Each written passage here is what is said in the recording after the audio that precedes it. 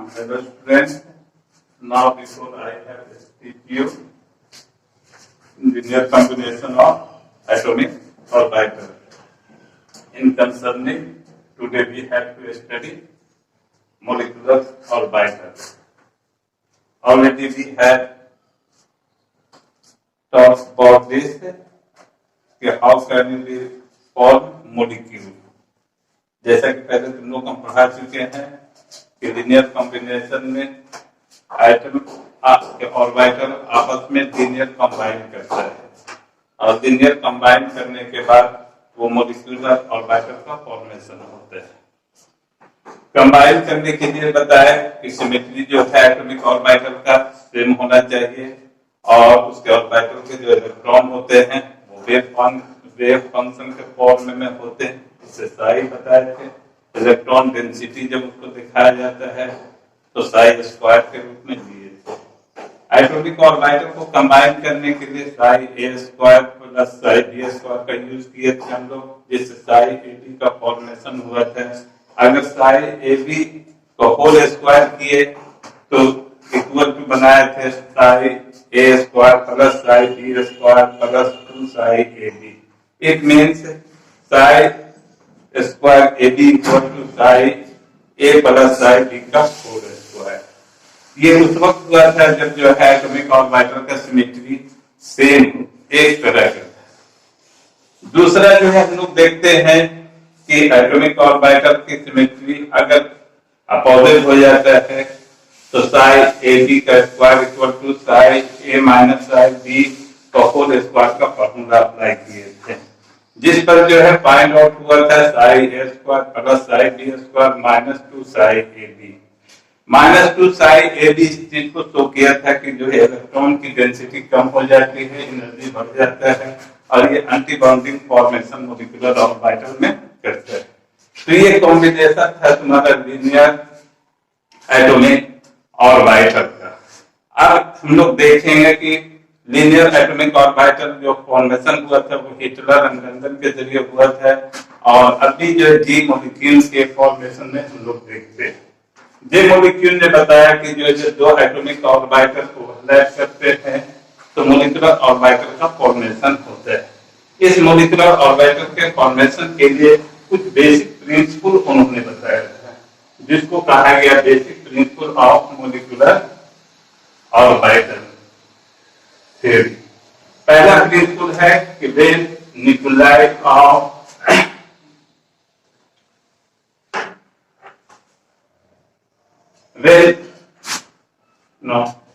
when molecule of two atomic orbital close to each other, जब हम लोग देखें कि दो एटॉमिक ऑर्बिटल को जो है एक दूसरे से क्लोज लाते हैं, close to each other, their atomic orbitals interact, resulting formation of molecular orbital। जब देखिए कि दो एटॉमिक ऑर्बिटल को एक दूसरे को क्लोज लाया गया और क्लोज लाने के बाद इंटरएक्ट एक दूसरे एटॉमिक ऑर्बिटल में होता है, तो इंटरएक्ट होने के लिए क्या कंडीशन बताया गया था लिनियर कॉम्बिनेशन एटॉमिक ऑर्बिटल में कि सिमेट्री शुड बी सेम, माने सिमेट्री सेम होनी चाहिए। इंटरएक्ट होता है तो मॉलिक्यूलर ऑर्बिटल का फॉर्मेशन होता है। दूसरा पॉइंट में दिया गया कि इस मॉलिक्यूलर ऑर्बिटल में B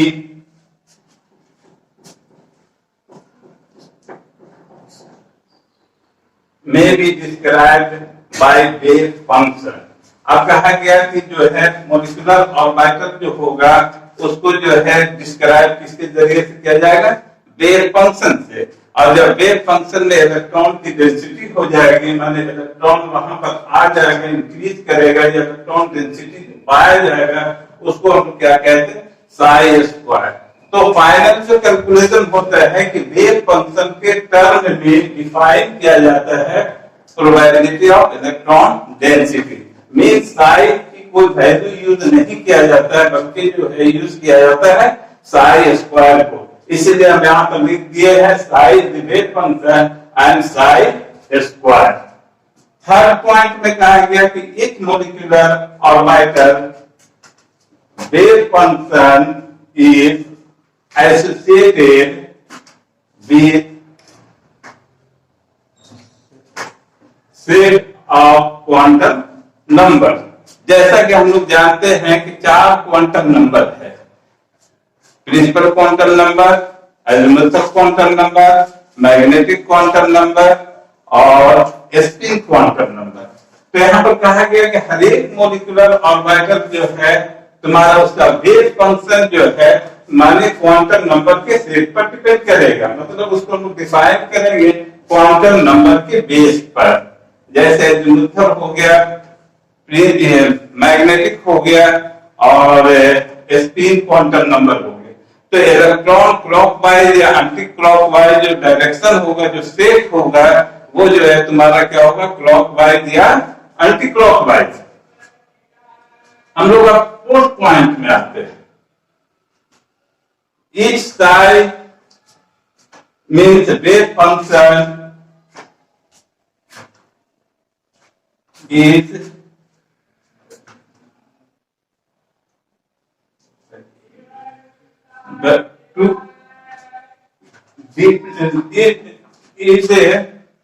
each side wave function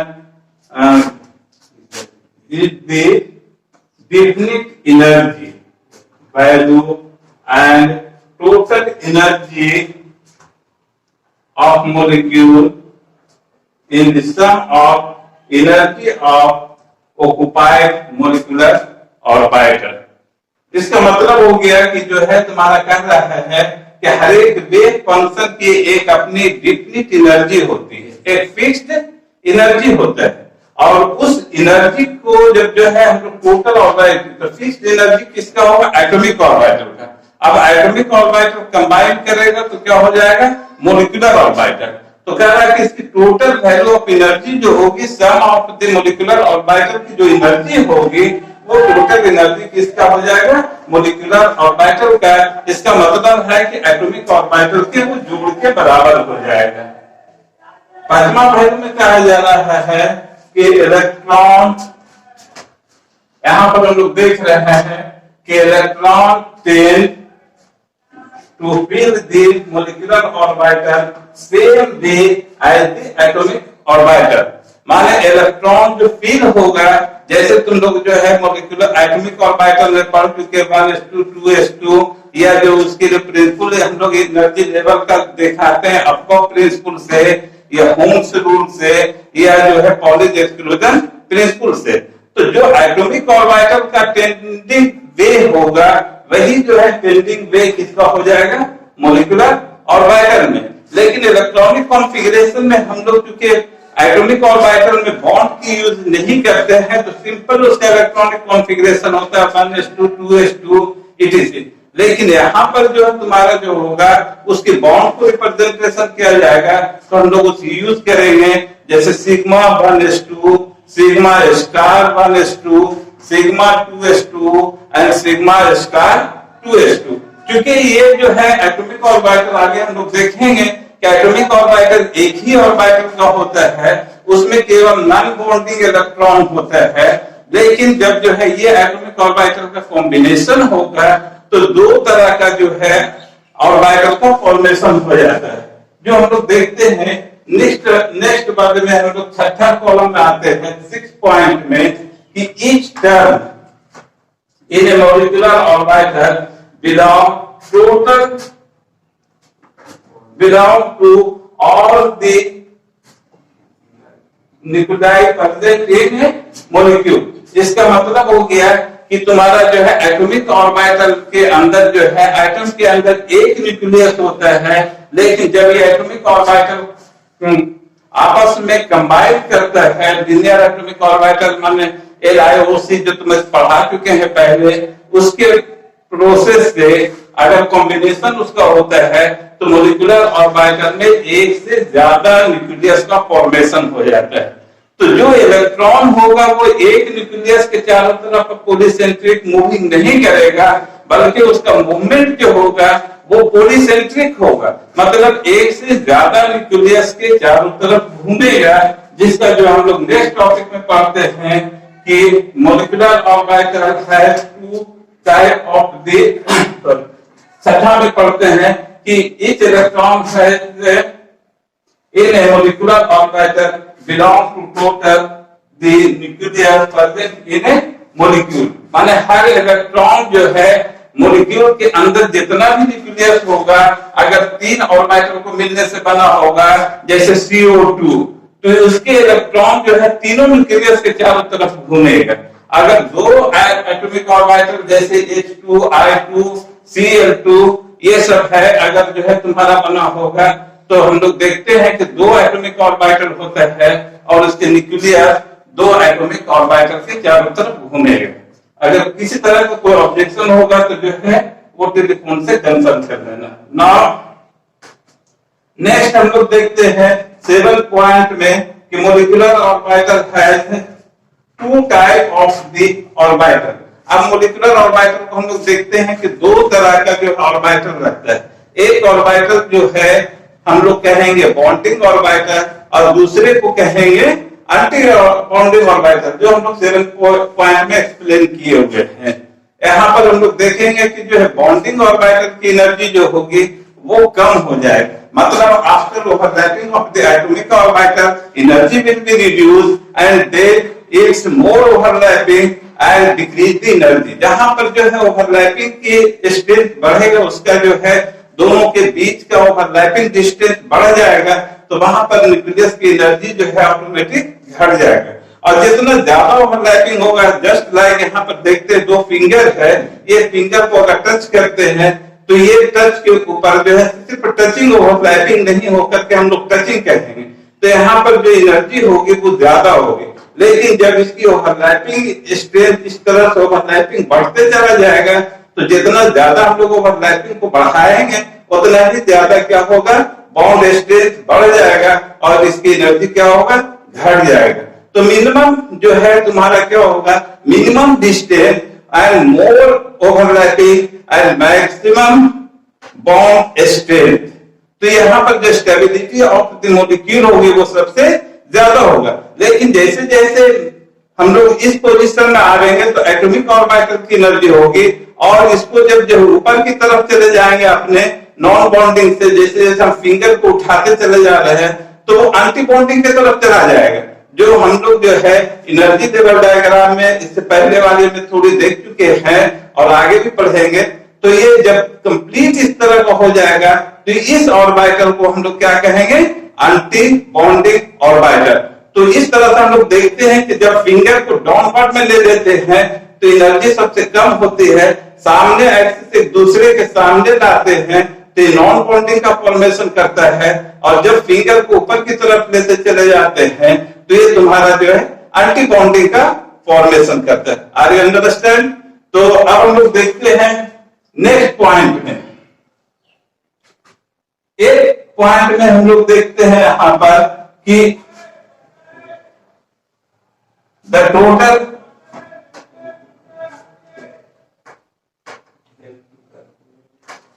now calculate the bond order।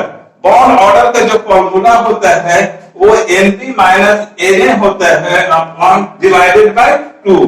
तो यहाँ पर जो है तुम्हारा बॉन्ड एनर्जी जो है सबसे क्या होगा कि जो है बॉन्ड ऑर्डर जब जो है जैसे जैसे बॉन्ड ऑर्डर बढ़ेगा वैसे वैसे बॉन्ड स्ट्रेंथ भी बढ़ेगा। इसका मतलब होगा increase the bond order, increase the bond strength, and decrease the bond order, decrease the bond strength. तो हम लोग आगे पढ़ेंगे N2O2 और F2। तो यहाँ पर जो है एक का ट्रिपल बॉन्ड होगा, एक का डबल बॉन्ड होगा और एक का सिंगल बॉन्ड होगा। तो ट्रिपल बॉन्ड वाले की जो है तुम्हारा स्ट्रेंथ ज्यादा होगा और सिंगल वाले का स्ट्रेंथ कम होगा। तो यहाँ पर मॉलिक्यूलर ऑर्बिटल शो करेगा number of bond involve in the molecule. Next हम लोग देखते हैं कि मैग्नेटिक बिहेवियर है। ये जो है तुम्हारा जो बेसिक प्रिंसिपल जो है वो इस चीज को भी दिखाता है, माने मॉलिक्यूलर ऑर्बिटल थ्योरी इस चीज को भी शो करेगा कि जो मॉलिक्यूल है उसका मैग्नेटिक बिहेवियर कैसा है। मैग्नेटिक बिहेवियर डायमैग्नेटिक है या फिर पैरामैग्नेटिक है। अगर जो है इलेक्ट्रॉन हम लोग अरेंज करेंगे उसके ऑर्बिटल में, इलेक्ट्रॉन चाहे वो बॉन्डिंग और मोलिकुलर बॉन्डिंग ऑर्बिटल में हो या एंटी बॉन्डिंग ऑर्बिटल में हो, इलेक्ट्रॉन अनपेयर्ड फॉर्म में रहेगा, तो वैसी हालत में तुम्हारा जो है मैग्नेटिक बिहेवियर मॉलिक्यूल का वो होगा, वो पैरामैग्नेटिक हो जाएगा। अगर मॉलिक्यूल जो है पेयर्ड फॉर्म में इलेक्ट्रॉन ऑर्बिटल रह रहा है, तो वैसे हालत में हमारा मॉलिक्यूल जो होगा वो क्या होगा, डायमैग्नेटिक होगा। जैसे एग्जांपल के तौर पर अगर H2 लें तो हमें डायमैग्नेटिक हो जाएगा, H2 प्लस कर देंगे तो पैरामैग्नेटिक हो जाएगा, H2 माइनस कर देंगे तो भी पैरामैग्नेटिक हो जाएगा। इसी तरह से हम लोग देखते हैं O2 का, अगर O2 लेते हैं तो पैरामैग्नेटिक होता है, O2 पर 2 माइनस कर देते हैं तो डायमैग्नेटिक हो जाता है, O2 पर 1 प्लस होता है तब क्या होता है, वो तुम्हारा पैरामैग्नेटिक हो जाता है। N2 के केस में हम लोग देखते हैं कि वो डायमैग्नेटिक होता है, N2 प्लस हो जाएगा तो वो जो है तुम्हारा पैरामैग्नेटिक हो जाएगा, N2 माइनस हो जाएगा तो भी वो पैरामैग्नेटिक हो जाएगा। तो पैरामैग्नेटिक और डायमैग्नेटिक हम लोग आसानी से जो फाइंड आउट कर लेंगे वो p इलेक्ट्रॉन के बेस पर देख लेंगे कि p इलेक्ट्रॉन अगर जो है दोनों को मिलाने पर, मान लो दोनों को वैलेंस इलेक्ट्रॉन के लास्ट ऑर्बिटल का p इलेक्ट्रॉन मिलाने पर जो है वो अगर 6 आ रहा है, अगर जो है वो इस तरह से अगर तुम्हारा जो है तो वो क्या हो जाएगा, डायमैग्नेटिक हो जाएगा। और अगर जो है वो इलेक्ट्रॉन जो है 7 हो गया, अगर इलेक्ट्रॉन 8 हो गया, अगर इलेक्ट्रॉन 5 हो गया, तो वैसी हालत में जो है तुम्हारे पास जो है वो मॉलिक्यूल जो होगा वो कैसा हो जाएगा, पैरामैग्नेटिक होगा। तो इसके बेस पर हम लोग देखते हैं तुम्हारा मॉलिक्यूलर ऑर्बिटल थ्योरी में ये कंसेप्ट है, बेसिक कंसेप्ट है। जब एग्जामिनेशन में तुम्हें अगर क्वेश्चन आए कि right short notes regarding of the molecular orbital theory, तो हम लोगों को इसी कंसेप्ट को जो है 8 पॉइंट को डिफाइन करना है और इसी बेस पर जो है उसका मार्किंग होगा। नाउ अगर जो है किसी तरह का कोई क्वेश्चन हो तो can ask. Thank you. Next time we will be study O2, N2 orbital. So you have to study before you study you will study O2 and N2. So structure derived in next video.